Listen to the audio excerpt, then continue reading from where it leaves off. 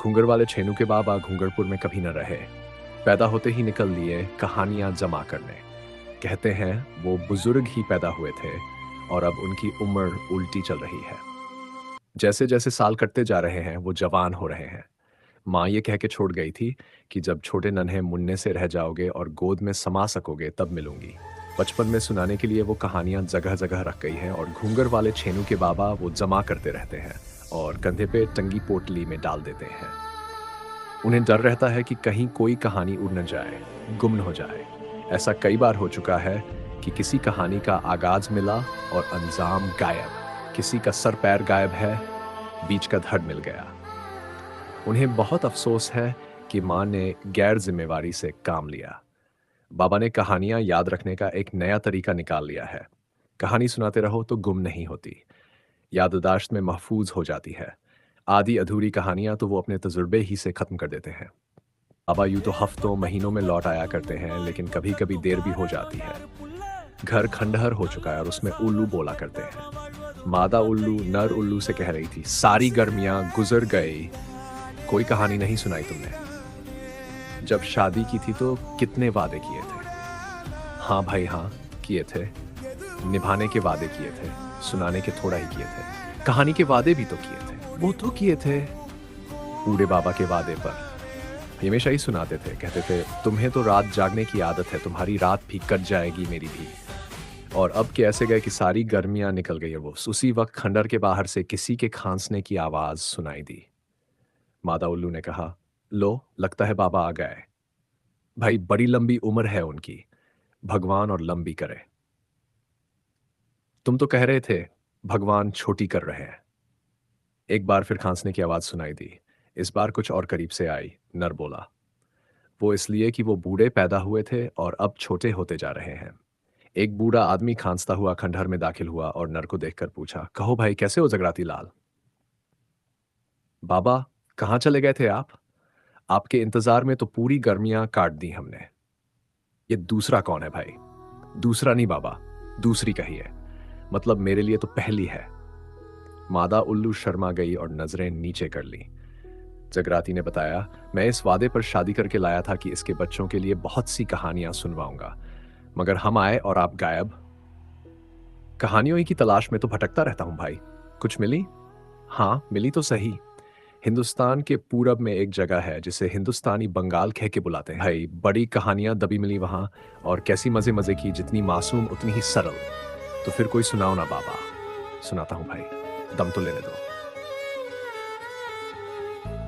बाबा अपने बिस्तर पर लेट गए और पूछा, ये मेरा बिस्तर किसने बनाया? क्या तुम जानते थे मैं आ रहा हूं? जगराती ने जवाब दिया, नहीं बाबा, ये सुल्तानी है ना, रोज आपका बिस्तर बना के रखती थी। बाबा ने सुल्तानी की तरफ देखा और कहा, शुक्रिया बेटी। सुल्तानी मुस्कुरा दी। बाबा ने कहानी शुरू। बंगाल में एक जगह है फरगना, छोटा सा एक जजीरे जैसा टुकड़ा है। गांव है या कस्बा समझ लो, एक छोटा सा शहर। वहां मंगू नाम का एक लोहार रहता था। गरीब तो था पर अजीब भी था। छोटी सी एक दुकान थी, ठिगनी सी एक बीवी मंगली। दुकान के साथ लगा घर भी था। मंगू रोज तैयार होकर दुकान में आ जाता एंड मंगली घर का काम काज देखती, लेकिन मंगू पर भी नजर रखती क्योंकि वो बड़ा काम छोड़ था। एक रोज घर के दरवाजे से उसने मंगू को आवाज दी, सुनचैन। सुनचैन। मंगू उठकर उसके पास आया।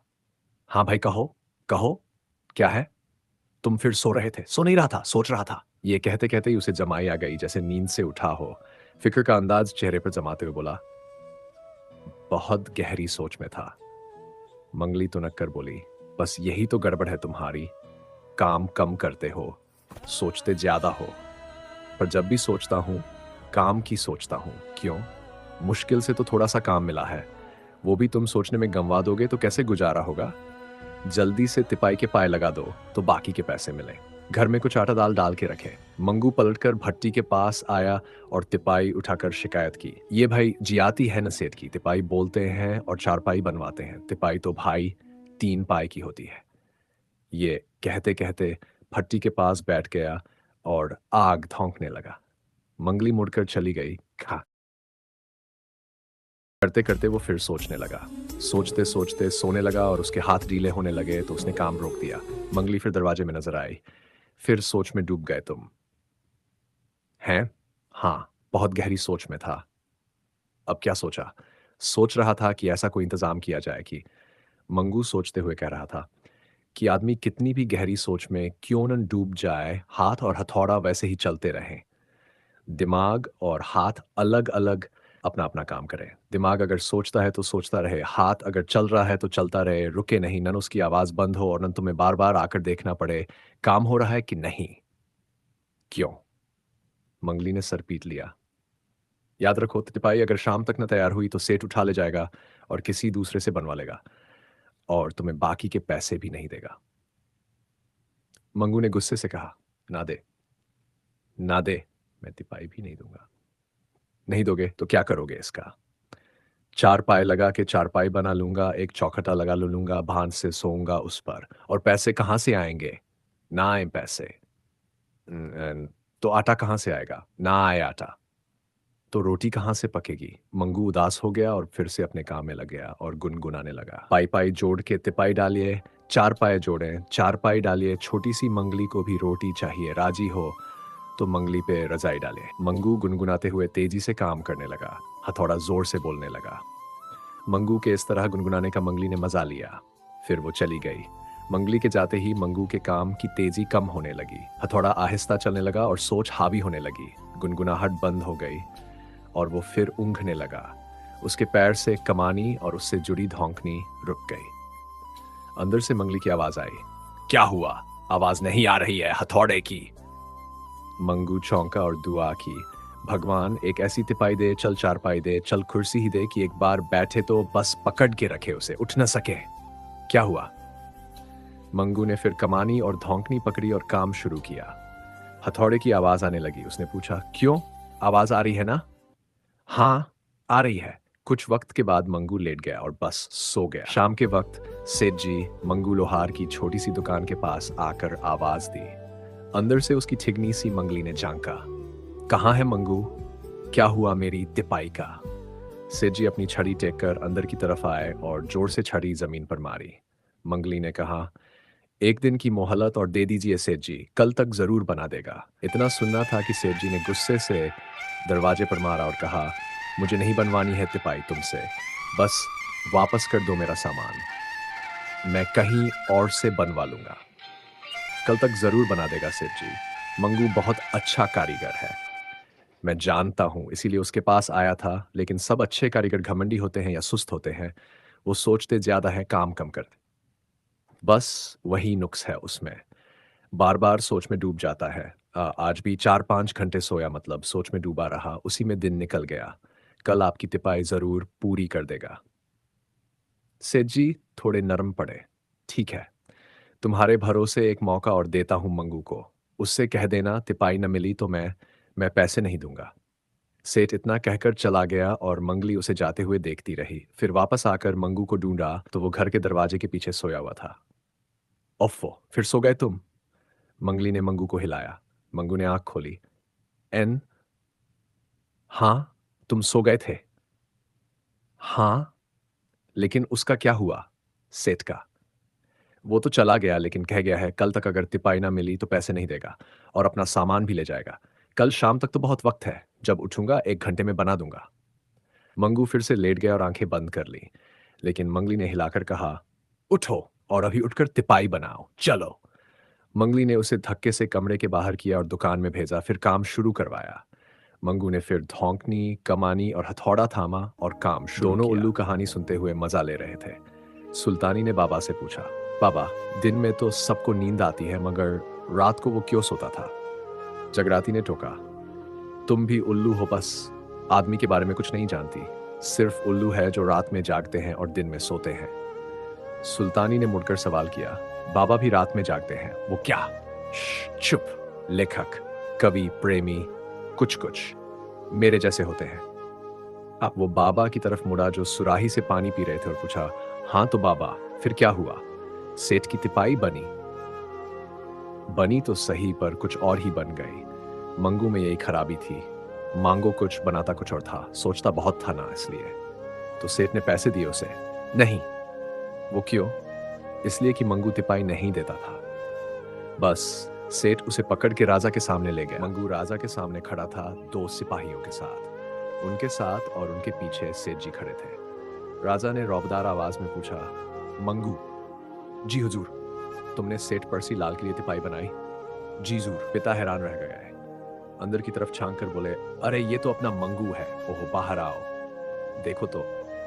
मंगली ने खिड़की से गर्दन निकाली। अब जो मंगू को देखा तो शर्मा के अंदर भाग गई। उस रात मंगू जब पिछवाड़े में मंगली से मिला तो पता चला कि वो मां बनने वाली है। हैरत से पूछा उसने, सुनो, क्या तुम मां बनने वाली हो? शर्मा के मंगली ने इनकार में गर्दन हिलाई। नहीं, तुम बाप बनने वाले हो।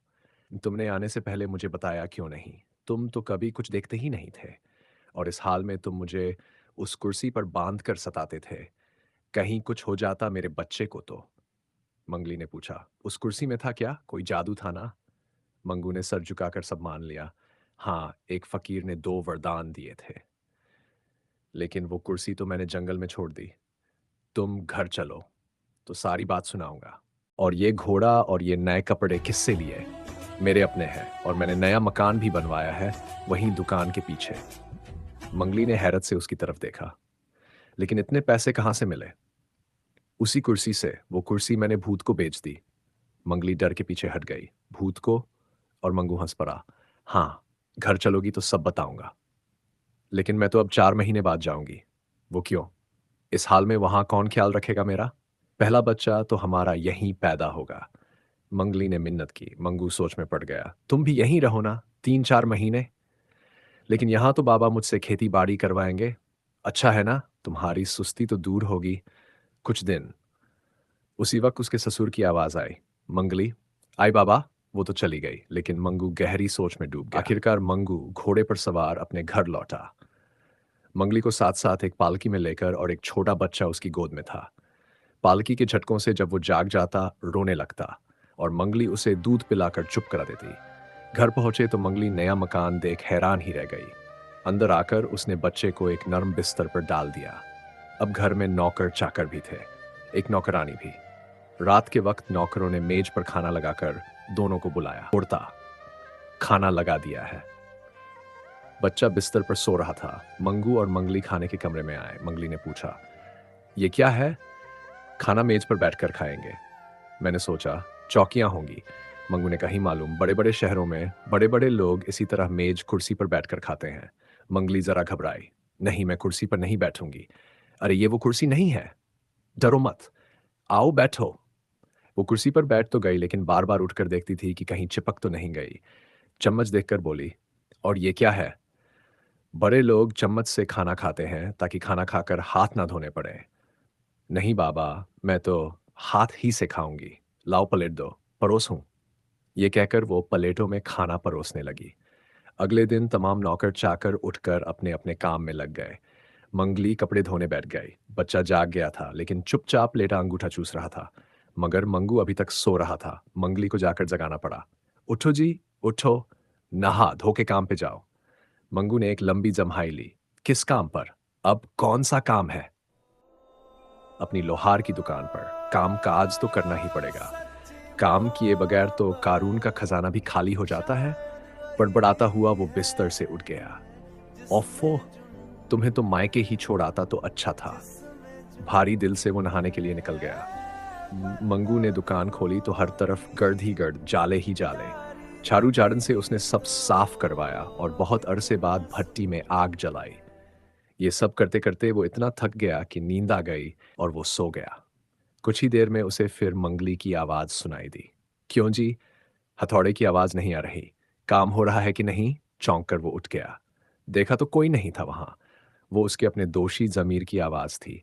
उसने हथौड़े की तरफ देखा और फिर से फकीर की करामात आजमाई। जय फकीर की। हथौड़े, दिखा अपनी शक्ति, बस इस लोहे की ताल पर बजता रह। हथौड़ा फिर चलने लगा और सामने पड़े लोहे को पीटने लगा। मंगू ने हाथ छुड़ाने की कोशिश तो छुटा नहीं। मंगू ने फिर मंत्र पढ़ा, जय फकीर की, अब रुक जा हथौड़े। हथौड़ा रुक गया, लेकिन जब तक उसका हाथ दर्द करने लगा। मंगू ने सोचा इस दिन के लिए इतना काफी है। चलो दुकान बंद करे और घर चल के सो जाए। सो वो चल पड़ा। डैड बाबा खंडहर में पड़े अभी कहानी सुना रहे थे, और दोनों उल्लू बड़े ध्यान से सुन रहे थे। बाबा ने कहा, बस रोज़न का ही मामूल हो गया मंगू का। जगराती ने पूछा, मामूल क्या? रोज़ का? क्या कहेंगे? रोज़ का एक ही काम हो गया, वही का वही, सुबह उठकर दुकान पर जाना, थोड़ी देर काम करना, थोड़ी देर सोना और वापस आ जाना। इसी में कई साल बीत गए। बच्चा भी बड़ा होने लगा। एक दिन मंगली ने पूछा, क्यों जी? इतना वक्त हुआ, रोज़ जाते हो दुकान पर, रोज़ काम करते हो, कभी कुछ कमा कर नहीं लाए। कौन कहता है नहीं लाया? इतने सालों से घर और कैसे चल रहा है? मैंने देखा था संदूक में पहले तो बहुत पैसे रहते थे, अब तो थोड़े ही रह गए हैं। मंगू को घबराहट तो हुई। आ जाएंगे, आ जाएंगे, तुम फिक्र मत करो। लेकिन जब वो चली गई तो मंगू को फिक्र लग गई। ठीक ही कह रही थी मंगली। फिर सामने फर्श पर बच्चे को खेलते देखकर ख्याल आया, छोटू भी बड़ा हो रहा है, पैसे खत्म हो गए तो क्या होगा? फिर एक ख्याल आया, जाकर देखूं उसी जंगल में, शायद उस खोखले पेड़ में कुछ और जमा किया हो उस भूत ने। और ये सोचकर वो उसी जंगल की तरफ रवाना हो गया। पर मंगू जब जंगल में दाखिल हुआ तो कुछ पहले से कम था, कुछ पहले से घना। पगडंडियों ने रास्ते भी बदल लिए थे। बड़ी मुश्किल से उसी खोखले पेड़ के पास पहुंचा तो सामने बरगद से उसे किसी के बड़बड़ाने की आवाज आई। मुड़ के देखा तो भूतो अभी तक उसी कुर्सी पर चिपका हुआ था और कुर्सी कुछ ज्यादा ही जमीन में धंस गई थी। उसके चारों तरफ जंगली घास फूस और झाड़ियां उगाई थीं। जो छोटे छोटे पेड़ थे अब बड़े हो गए थे। भूत ने जैसे ही उसे देखा वो चिल्लाने लगा, मंगू, छोड़ मंगू, मैं जब भी छूटूंगा तुझे मार डालूंगा। तूने मेरा सोना भी ले लिया और मुझे इतने सालों से बांध के रख दिया इस कुर्सी पर। मंगू को बहुत डर लगा, लेकिन वो संभल कर बोला, तूने भी तो दूसरों का सोना मारा था, तेरा अपना थोड़ी था। मेरा अपना था, सब मेरा अपना था। मेरा सोना वापस कर दे। मंगू ने जरा और पास आकर आसपास की झाड़ियों में मुंह डालकर पूछा, तेरे पास कहां से आया सोना? भर्राई आवाज में भूत ने कहा, वो मैं एक जन्म में सुनार था। थोड़ा थोड़ा लोगों के जेवर से बचा के जमा किया था मैंने, लेकिन एक फकीर के श्राप ने मुझे भूत बना दिया। मैंने उसके कान की बालियों से सोना चुराया था। अचानक मंगू को उस फकीर का चेहरा याद आ गया। उसके कानों में भी सोने की दो बालियां थीं। उसके मुंह से निकल गया, वही होगा, वही फकीर होगा। कौन? वही जिसने इस कुर्सी का वरदान दिया था मुझे। क्या कहा था? कहा था, जय फकीर की बोल के, जब भी कुर्सी से कहेगा पकड़ ले तो पकड़ लेगी, और जब कहेगा इसे कुर्सी छोड़ दे तो छोड़ देगी। जैसे ही उसने ये लफ्ज कहे, कुर्सी ने भूत को छोड़ दिया और वो जमीन पर खड़ा हो गया। मंगू की तो जान ही निकल गई और वो चीख पड़ा। भूत ने बहुत गुस्से में कुर्सी को जमीन खींच के बाहर किया और इतने जोर से पेड़ के तने पर मारा कि कुर्सी के टुकड़े टुकड़े हो गए। इतने सालों में वो खस्ता तो पहले ही हो चुकी थी। जैसे ही भूत ने झाड़ियों से निकलने की कोशिश की, मंगू अपनी जान बचाकर भागा। भूत ने छोटे मोटे पेड़ों को धकेल धकेल के गिराया और मंगू का पीछा शुरू किया, लेकिन जब तक मंगू आंख से ओझल हो चुका था, भूत उसे ढूंढता हुआ बस्ती में आ पहुंचा। हर तरफ देखा लेकिन वो कहीं नजर नहीं आया। बस एक औरत को देखा, छोटे से बच्चे को ला रहे थे,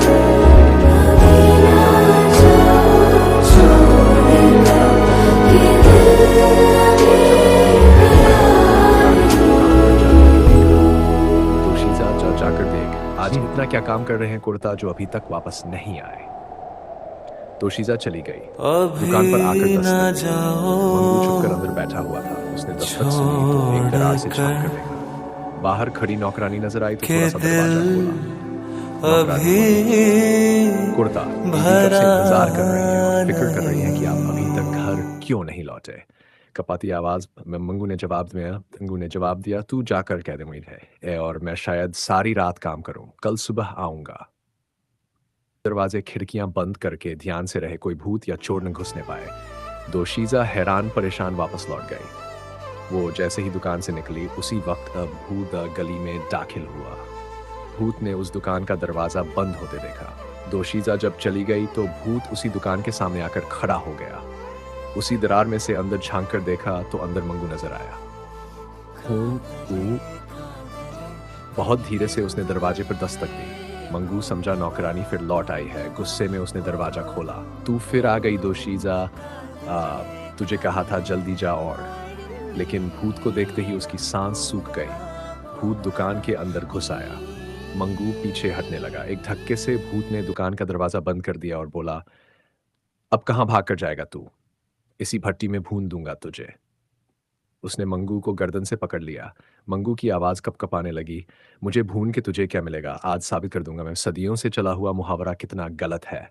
आज बताऊंगा 100 लोहार की, एक सुनार की। भूत ने मंगू को टांगों में दबा लिया और बोरी से बहुत सारे कोयले भट्टी में डाल दिए। मंगू उसी की टांग के नीचे बेबस पड़ा था। भूत ने एक ही बहुत लंबी फूंक से भट्टी को गर्म कर दिया। मंगू ने उसे उकसाने की कोशिश की। सुनार की हथौड़ी से सिर्फ सोना कूटा जा सकता है, आदमी नहीं। लोहार का हथौड़ा तो तू उठा भी नहीं सकता। वो सामने पड़ा है, जरा उठा के तो देख, तुझसे हिलेगा भी नहीं। भूत ने शेखी में आकर हथौड़ा उठाकर दिखाया। ये देख, अब बता, अपने सर पर बजा के दिखा तो मानो कि तू हथौड़ा चला सकता है। भूत ने बदला लेने के जोश में वो भी कर दिखाया। मंगू ये देखकर फौरन बोला, जय फकीर की, हथौड़े दिखा अपनी शक्ति। हथौड़ा जो चलने लगा और जोर जोर से बजने लगा भूत के सर पर, तो भूत की चीखें निकल गई। मंगू मौका पाकर उसकी टांग के नीचे से निकल आया। भूत ने बहुत कोशिश की लेकिन हथौड़ा नहीं रुका। नहीं हथौड़े से उसका हाथ छूटता था, नहीं उसका सर बचता था। उसने मिन्नत की, मंगू छुड़ा मुझे, मगर हथौड़ा चलता गया। भूत का सर चकराने लगा और आखिरकार जब वो बेहोश होकर गिरा तो सीधा जलती हुई भट्टी, धुएं के एक बहुत बड़े भभके में भूत और हथौड़ा दोनों जलकर राख हो गए। भट्टी में कुछ भी न बचा, सिर्फ आग और जलते हुए लाल कोयले। और फिर आहिस्ता आहिस्ता वो भी बुझने लगी। मंगू बहुत देर तक कोने में बैठा वो सब देखता रहा। चारों तरफ राख उड़ रही थी। थका मांदा मंगू उठा, सब साफ किया, भट्टी बुझाई, दुकान बंद की और घर की तरफ चल पड़ा। उसी वक्त सूरज निकल रहा था, लाल लाल तमतमाया हुआ चेहरा, और मुस्कुराकर मंगू की तरफ देख रहा था।